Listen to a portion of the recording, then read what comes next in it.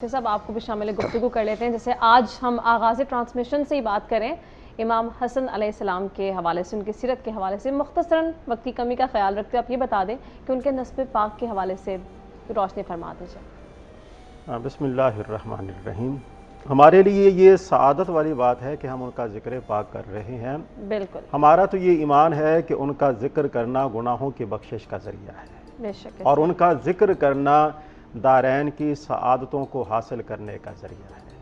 ज़ाहिर सी बात है, जो जिससे मोहब्बत करता होगा वो उसी का जिक्र कसरत के साथ करता है जी। तो दर हकीकत आज के दिन उनकी विलादत बासआदत की मुनासबत से हम उनकी बारगाह में अपनी अक़ीदत और मोहब्बत का नजराना पेश करके दर हकीकत उनकी मोहब्बत को हासिल कर रहे हैं, ताकि ये मोहब्बत जो है वो कल बरोज़े क़यामत भी हमारे काम आ सके।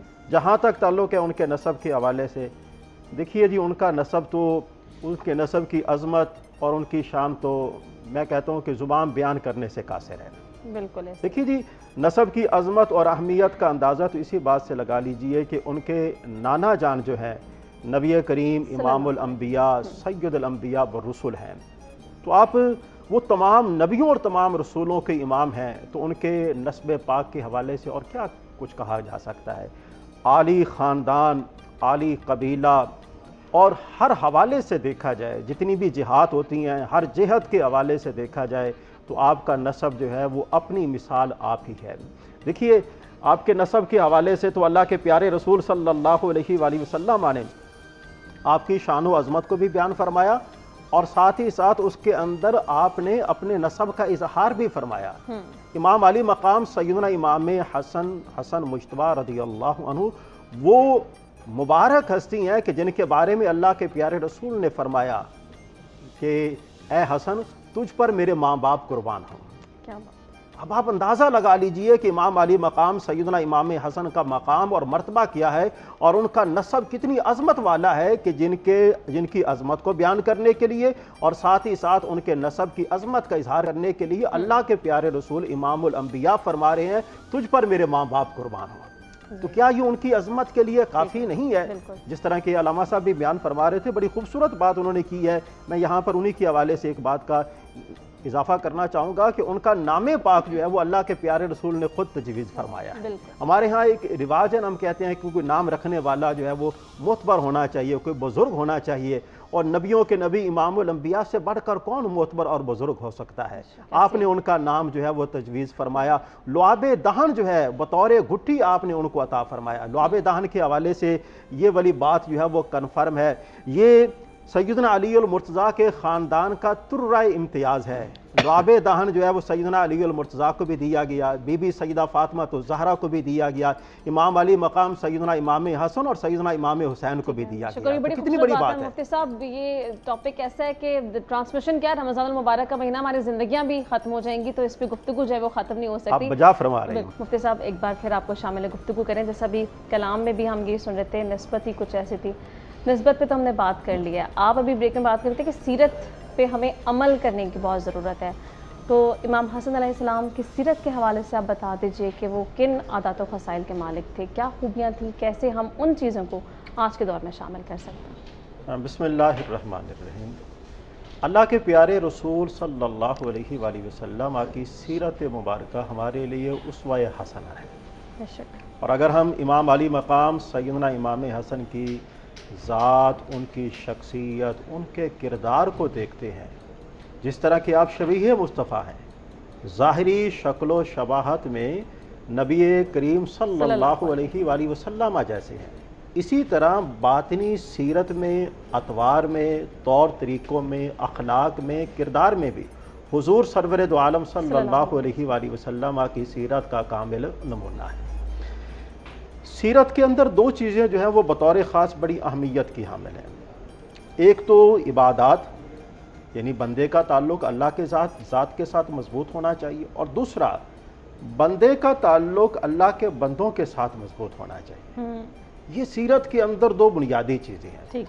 अब इबादत के हवाले से देखा जाए, जिस तरह के पहले भी हज़रत साहब ने बयान किया, बचपन से ही आप सौम व सलात के बड़े पाबंद थे। अब अपनी वालदा माजिदा सैयदा बीबी फातिमा तो ज़हरा सलामुल्लाहि अलैहा को देखा करते थे, अपने वालिद माजिद जनाब सैयदना अलीउल मुर्तज़ा शेर खुदा को देखा करते थे। इसका मतलब ये है कि माँ बाप जो है उनकी तरबियत का गहरा असर बच्चों पर होता है जी। अब आप रोज़ा, बीबी सैयदा फातिमा तो ज़हरा रोज़ा रख रही हैं, सैयदना अलीउल मुर्तज़ा रोज़ा रख रहे हैं, यहाँ पर 4 साल की उम्र में इमाम अली मकाम सैयदना इमाम हसन भी रोज़ा रख रहे हैं। और आप जानती हैं कि जब बच्चा रोज़ा रखता है तो माँ बार बार उससे पूछती है, बेटे आपको भूख तो नहीं लगी, आपको प्यास तो नहीं लगी। यहाँ पर बीबी सैयदा फातिमा जो ज़हरा हैं वो भी इमाम अली मकाम सैयदना इमाम हसन से पूछती हैं, बेटे आपको प्यास तो नहीं लगी, आपको भूख तो नहीं लगी। तो आगे से इमाम अली मकाम सैयदना इमाम हसन जो है वो जवाब देते हैं। देखिए बचपन के अंदर मैं ये समझता हूँ कि जितने भी उलूम हैं बचपन के अंदर तमाम के तमाम उलूम का वो समंदर थे, सारी के सारे उलूम पर उनको दस्तरस हासिल थी। ये फैज़ान नज़र थी या कि मकतब की करामत, सिखाए किसने इस्माइल को आदाब फर्जंदे। जो किरदार असर अंदाज होता है वो तालीम उतनी असर अंदाज नहीं हो सकती। वो सारी की सारी चीज़ें आपने हासिल कर ली थी। एक तो इस हवाले से देखा जाए और दूसरे नंबर पर मुआमलात के हवाले से देखा जाए, आप बहुत ज़्यादा रहमदिल थे और इंतहा दर्जे के सखी फयाजी।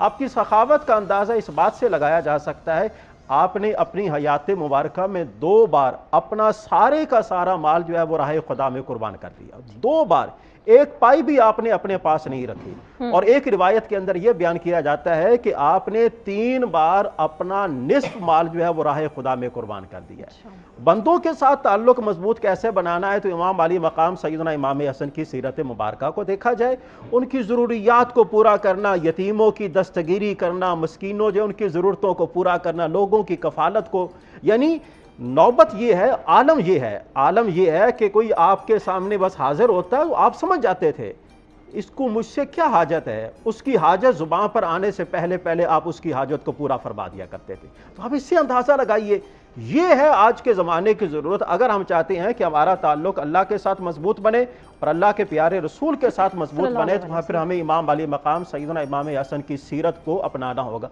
हम उनकी फजीलत को जानते हैं, बचपन से सुनते आ रहे हैं, हमारे यहाँ लिटरेचर की कमी नहीं है, सारी की सारी चीज़ें मौजूद है।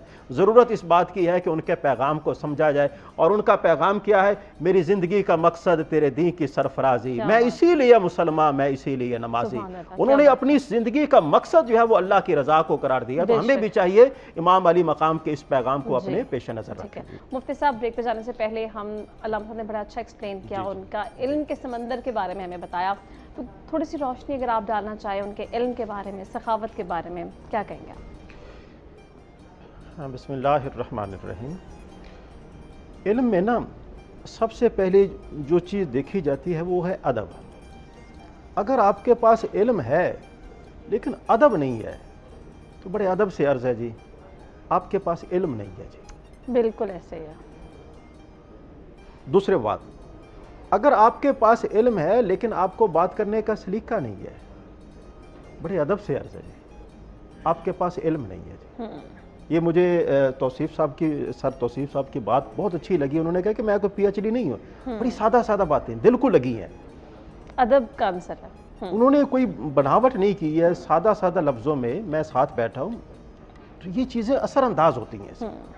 हमें चाहिए कि हमारी जो ख़ानदान है उसको चाहिए कि ये 2 चीज़ें अपने बच्चों को ज़रूर सिखाएं। नंबर 1 अदब, नंबर 2 आपने बड़ों से बात कैसे करनी है, आपने छोटों से बात कैसे करनी है।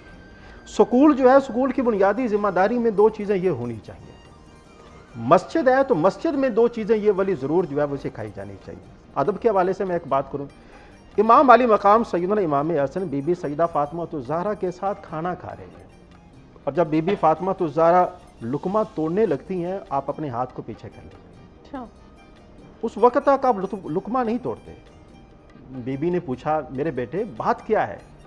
आप जवाब देते हैं, अम्मा जान बात यह है, वो लुकमा जिसको आप तोड़ना चाहती हैं, हो सकता है कि मैं उसको तोड़ लूं और कहीं ऐसा ना हो कि बेअदबों में शुमार हो। ये कहाँ से सीखा जाएगा? बच्चों को एक इसके अंदर ये पहलू भी है कि आप अपने बच्चों को अपने साथ बिठाकर खाना खिलाएं, अलग-अलग ना करें। ये उनकी सीरत मुबारक है। दूसरा पहलू, हमें बात करनी कैसे चाहिए। इमाम अली मकाम सैयदना इमाम हसन और सैयदना इमाम हुसैन मस्जिद में जाते हैं, वहाँ पर एक बुजुर्ग को देखते हैं, वुज़ू कर रहा है, वो इल्म का समंदर ऐसे नहीं बने। अल्लाह के प्यारे रसूल ने फरमाया कल्लिमुन्नास अला क़द्रि उक़ूलिहिम, लोगों से बात करना चाहते हो तो उनकी अक्लों के मुताबिक बात करो। बुजुर्ग थे, वुज़ू कर रहे थे, आपने देखा कि वुज़ू ठीक नहीं कर रहे, हम जैसा होता फ़ौरन जो है फतवा लगा देता, बाबा जान आपका वुज़ू ठीक नहीं है। इमाम आली मकाम सैयदना इमाम हसन और सैयदना इमाम हुसैन ने बुजुर्गों से अर्ज़ की, बाबा जान हम दोनों आपके सामने वुज़ू करना चाहते हैं, आप हमारे वुज़ू को देखिएगा और हमारी इस्लाह कीजिएगा। अब देखिए समझाने का अंदाज कैसा है, बात करने का अंदाज कैसा है। दोनों उनके सामने वुज़ू करते हैं और वो इन शहजादों के वुज़ू को देखते हैं और देख कर कहते हैं कि बेटे आपका वुज़ू दुरुस्त है, मेरा वुज़ू दुरुस्त नहीं है। मैं जो बात आपके सामने अर्ज़ करना चाहता हूँ, बच्चों को अदब सिखाएं और बच्चों को ये सिखाएं कि छोटा हो या बड़ा हो आपने उससे बात कैसे करनी है। अगर अदब नहीं है तो इल्म नहीं है, और अगर बात करने का सलीका नहीं है तो फिर बड़े अदब से अर्ज़ है कि इल्म नहीं है। और यही इमाम आली मकाम सैयदना इमाम हुसैन का पैगाम है जिसको हमें अपनाने की ज़रूरत, बहुत ज़रूरत है, बहुत अशद ज़रूरत है।